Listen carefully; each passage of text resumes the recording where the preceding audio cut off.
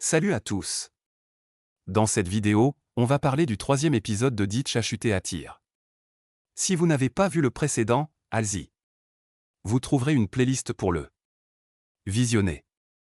N'oubliez pas de mettre la vidéo en pause et de vous abonner à la chaîne. Allez, c'est parti. L'histoire commence avec Quinn, qui se trouve dans un endroit très sombre et s'enfonce dans l'eau. Soudain, quelqu'un l'attaque et lui dit « Ça fait longtemps que je ne te vois pas. Tu étais un enfant très turbulent. Mais maintenant, tu es devenu un vrai méchant. » On découvre alors qu'elle s'appelle Naeka et qu'elle vient d'être nommée première ministre.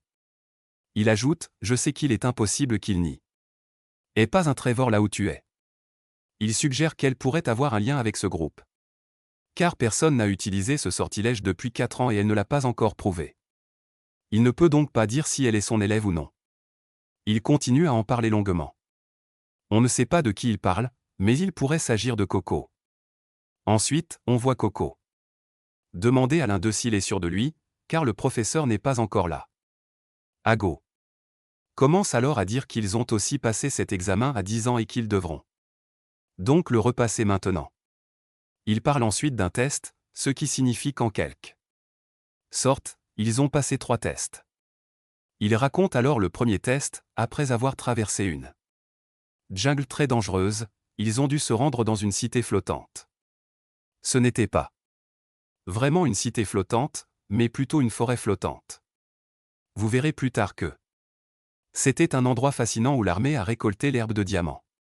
Il veut remettre Coco sur le droit chemin. Pour cela, il lui offre un lit et de quoi manger, puis dégage le passage et lui dit de partir. Mais Coco insiste, je veux des informations sur ces chaussures médicales que Maître utilisait aussi. L'homme, hésitant, lui demande s'il peut les avoir également. Nerveuse, elle s'écrie, oubliez ce que je vous ai dit. L'homme retire alors ses chaussures, les lui tend et lui ordonne de partir immédiatement.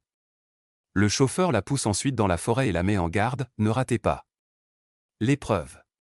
Si vous échouez, vous ne serez plus l'élève de Maître Carrie et vous devrez passer par l'atelier.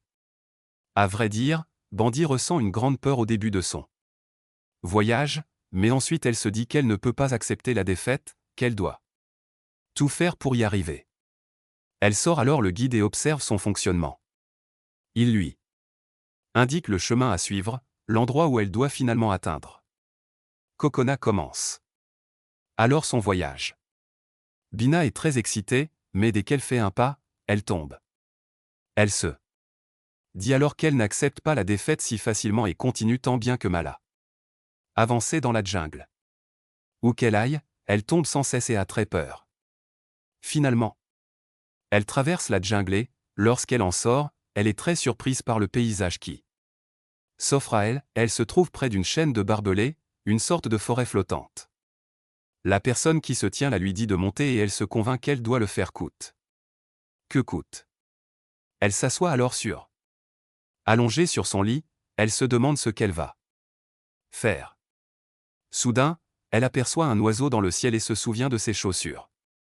Pleine d'enthousiasme, elle s'envole, mais une violente rafale devant la fait retomber. La jeune fille se rassoit alors sur son lit, toujours à se demander comment elle va s'envoler.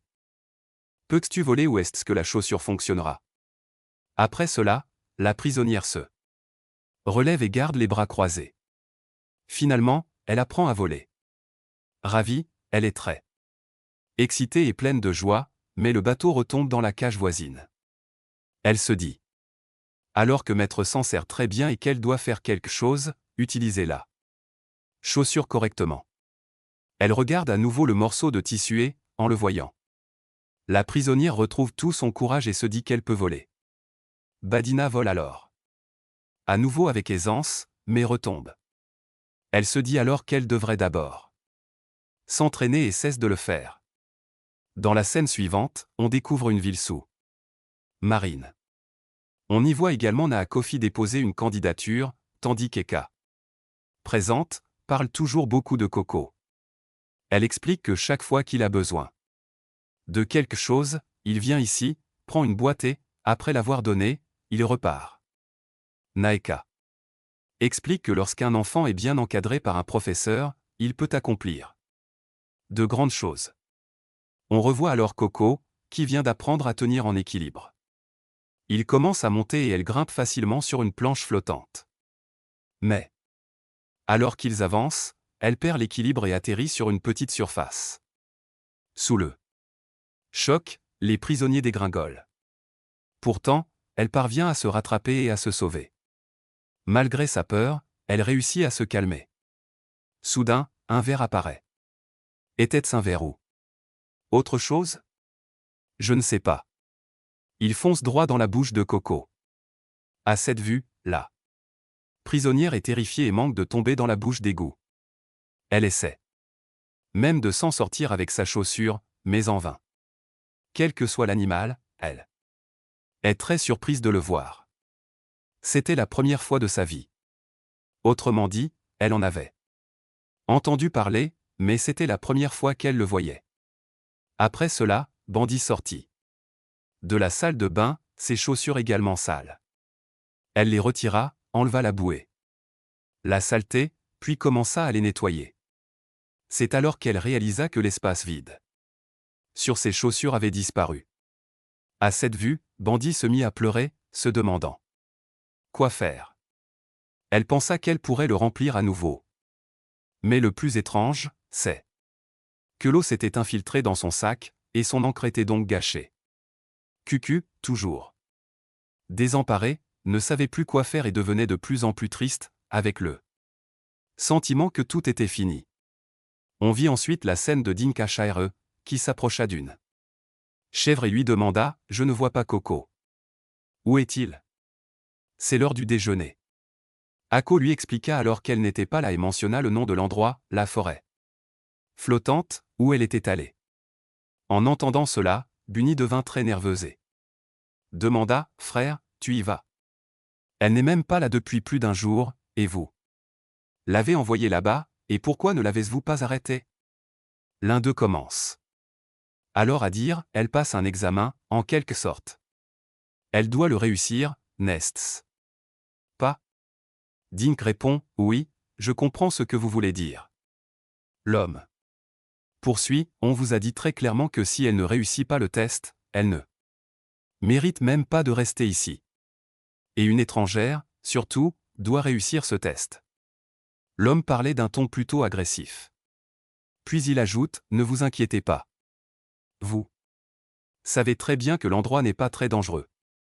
Et puis, de toute façon, elle a pris mes chaussures et elle est partie. Elle réussira donc le test sans problème. » Voilà. Et la vérité, c'est que ce type détestait Coco. Il n'aimait pas les étrangers. Et là, Teddy était très triste et n'avait pas faim. Teddy, lui aussi très triste, a dit « Moi la vérité, je ne me sens vraiment pas bien. » Soudain, Bluena est devenue très sérieuse, et on a compris qu'elle avait fini de manger. Elle était allée donner à manger et, en la voyant, le léopard se mit en colère « Je suis si sérieuse. Tu plaisantes ?» Il commença à dire « À vrai dire, je suis très inquiet pour Coco. » On vit ensuite Coco qui essayait de grimper sur le lit du canard et qui utilisait aussi le bateau. Elle ne pouvait plus voler, mais elle était impuissante. Elle s'assit, épuisée, et se demanda ce qu'elle allait faire. « Je ne peux même plus voler. Restons ici. » Puis, l'idée lui vint, que se passera si on lance directement la spécialisation médicale sans moi? Mais elle eut très peur et se mit à dire, Maître Kufria dit que ne pas compter l'espace au-dessus du corps du canard signifiait ne pas lancer de sort. Bandit, attristé, pensa, d'une certaine manière, Gao avait raison. Je ne suis même pas assez bonne pour rester ici. Après cela, elle n'arrivait pas à convaincre son fils ni les autres élèves qu'ils maîtrisaient tous la magie, mais elle ne savait même pas utiliser le sort. À vrai dire, je ne suis même pas une magicienne spéciale et je ne sais pas comment l'utiliser.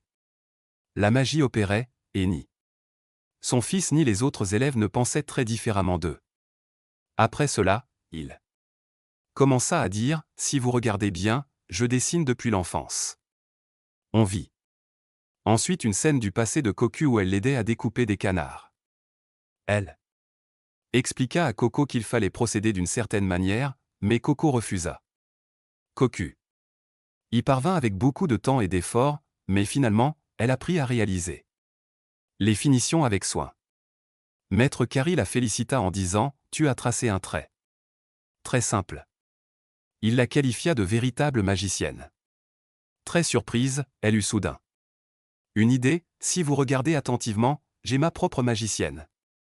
Elle se mit alors à l'œuvre. Elle prit d'abord quelques objets, attacha un verre à un support, l'humidifia avec l'aide de sa femme pour pouvoir le sortir, puis y plaça un gros verre. Et elle commença à dessiner. Il semble que sa mère l'aide beaucoup dans ce travail. Et en même temps, la question se pose, est-ce un don naturel pour elle, ou est-elle une magicienne née, capable de réaliser des tours de magie avec une grande dextérité? Ses doigts bougent d'ailleurs avec une grande aisance. Bandit nous raconte tout cela. Le plus étonnant, c'est qu'elle avait conçu le bateau d'une certaine manière et qu'elle était sur le point de le faire voler. On voit alors la prisonnière très excitée, et l'administrateur se prépare à la suivre, ou plutôt à rester avec elle. Finalement, elle active le circuit, et le tour commence. Au début, tout semblait se dérouler à merveille, mais elle a commis une petite erreur, elle s'est trompée de direction. Résultat, au lieu de voler, le bateau s'est mis à filer à toute vitesse. En voyant cela, l'homme est pris de panique. Au même moment, le bateau commence à se briser et le verre se détache de l'embarcation. Le bateau tombe à l'eau et le verre, attaché à une corde, est projeté dans les airs. Coco s'y agrippait, grâce au sortilège du magicien, il s'envole. Elle était bien plus heureuse qu'avant. Elle devenait de plus en plus heureuse, et en même temps, le mal du pays la gagnait. Sa mère lui manquait.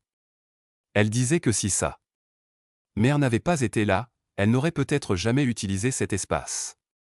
Elle planait heureuse, et son prochain objectif était de connecter la lampe torche. Franchement, mon frère, cette application est tellement fluide, tellement bien faite. Je n'en ai jamais vu d'aussi performante de ma vie. Je peux vous le dire sans détour, je n'en ai jamais vu d'aussi pratique. Elle me semblait vraiment utile. Oui, il est possible qu'elle ajoute beaucoup de chaleur, mais cela me semblait assez intéressant. Ensuite, elle s'approche de la fleur et tente de la saisir, mais le plus drôle, c'est qu'elle n'y parvient pas. Elle essaie encore et encore, mais même après tout cela, aucune fleur ne rentre dans sa main. De nouveau, elle est sur le point de percuter une armée de poussière flottante. C'est-à-dire une forêt de canards, mais elle parvient miraculeusement à s'échapper et à garder l'équilibre. Elle se remet alors à voler. Kuani se met à penser à sa mère. En se souvenant d'elle, elle est très émue et dit « Maman, attends un peu, je dois partir. J'arrive. » Après cela, Finet va connecter le flaviste. On voit ensuite une scène de Maître Café qui apprend que Coco a été emmené à Darn. Effrayé, il déclare que c'est un endroit très dangereux et se dit qu'il doit y aller pour la sauver. Alors Tedia commence à dire que si on va la sauver, elle échouera à l'examen. Maître Coffee rétorque que ce n'est pas encore l'heure de l'examen. Elle a encore beaucoup de temps. Il ajoute qu'elle ne maîtrise pas encore la magie et qu'à vrai dire, il ne peut absolument pas la perdre. Après cela, le maître Finn prend possession des lieux et on réalise que Coco est également arrivé avec une fleur. À cette vue, Teddy est très ému et se précipite dans les bras de Coco en lui disant qu'il était très fatigué pour elle. Coco s'approche alors d'Ago, lui remet la fleur de la couronne et déclare « J'ai réussi mon examen, maître Finn. » Ago ne dit rien et chucha ses lèvres. Coco ne comprend pas pourquoi il a fait cela. Ensuite, maître Coffee se met à dire à Coco « Tu n'aurais jamais dû faire de telles choses. Tu aurais dû apprendre la magie correctement avant d'y aller. C'était très dangereux pour toi. » Il ajoute « Ne recommence jamais une chose pareille. » Cocobina s'excuse abondamment et devient très triste. Mais Kokobina la couvre de compliments, tu as vraiment fait un super boulot. Il sort ensuite son sac et le lui rend. Kokobina est très surprise et ravie. On comprend alors qu'il s'agit de son uniforme médical. Fallait l'enfiler, franchement? Il a l'air très cher. Maître Kofri lui fait remarquer que c'est un uniforme hors de prix. Qu'il faut en prendre soin. Coco lui répond qu'elle en prendra soin, car il fait bien de faire ce qu'il faut. Soudain, Coco a très faim et Teddy l'emmène en disant qu'il devrait manger. On voit alors un étrange homme de la forêt flottante qui explique que la graine a germé. L'épisode se termine ainsi. Dites-nous dans les commentaires ce que vous avez pensé de cet épisode. Personnellement, je l'ai trouvé très intéressant. Le prochain épisode vous réserve bien des surprises. Cliquez sur la vidéo pour le regarder. Oui, et n'hésitez pas à soutenir la vidéo. Abonnez-vous à la chaîne. On se retrouve dans la prochaine vidéo. À bientôt.